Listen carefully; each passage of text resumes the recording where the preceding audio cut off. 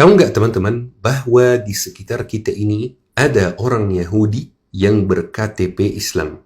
Mereka sholat 5 waktu di masjid, zakat, umrah, puasa, haji. Di antara mereka ada yang jadi pemimpin untuk negara Islam, bahkan penceramah. Ini sebuah aliran Yahudi teman-teman, namanya Yahudi Donamah atau Yahudi Donamah. Mereka masih ada sampai hari ini. Ceritanya teman-teman, dulu orang Yahudi itu sangat dibenci di Eropa.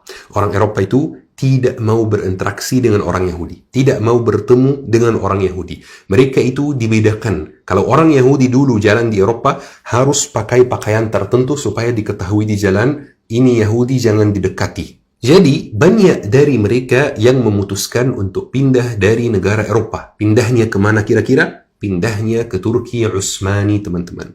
Kenapa? Karena di Turki Utsmani itu suasana lebih terbuka, lebih open-minded, lebih menerima yang lain. Orang Yahudi yang tinggal di Turki Utsmani, mereka itu tidak diusir, mereka tidak dibedakan, mereka tidak harus pakai pakaian tertentu misalnya.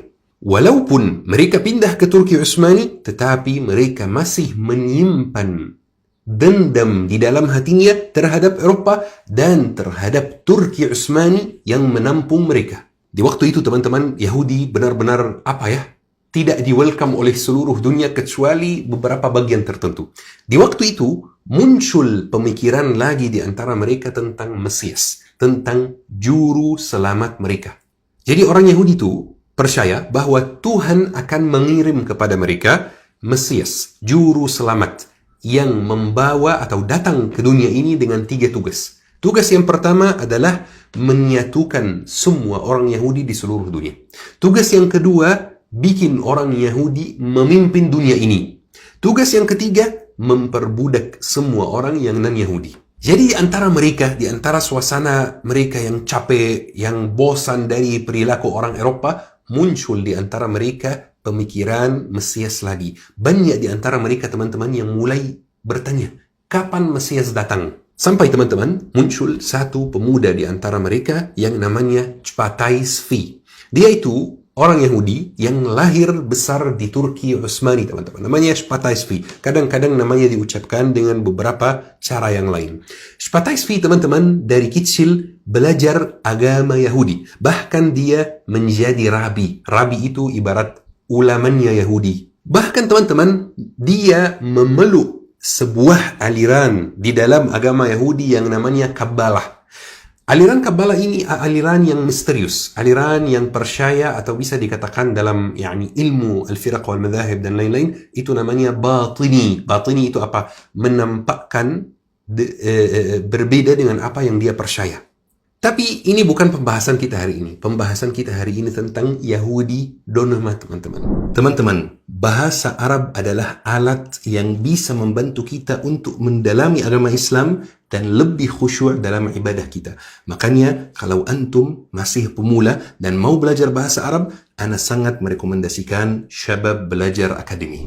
Chagatai Tzvi melihat keadaan orang Yahudi yang lemah, keadaan orang Yahudi yang tidak di-welcome oleh banyak orang, maka dia mulai mempelajari soal tanda hari akhir dalam agama Yahudi. Ciri-ciri Mesias dalam agama Yahudi. Sampai suatu hari teman-teman, dia mengklaim dirinya sebagai Mesias. Dia mengatakan kepada semua orang Yahudi, saya adalah Mesias yang dikirim oleh Tuhan kepada kalian, dan ini tanda berakhirnya zaman perbudakan dan kelemahan. Ayo kita bangkit wahai umat Yahudi, ikuti saya. Biasanya teman-teman, orang seperti itu di agama lain mungkin dianggap gila. Tetapi kejutannya, banyak sekali orang Yahudi yang mulai percaya sama dia. Bukan hanya banyak, sangat banyak teman-teman. Kebanyakan mereka dari orang awam Yahudi.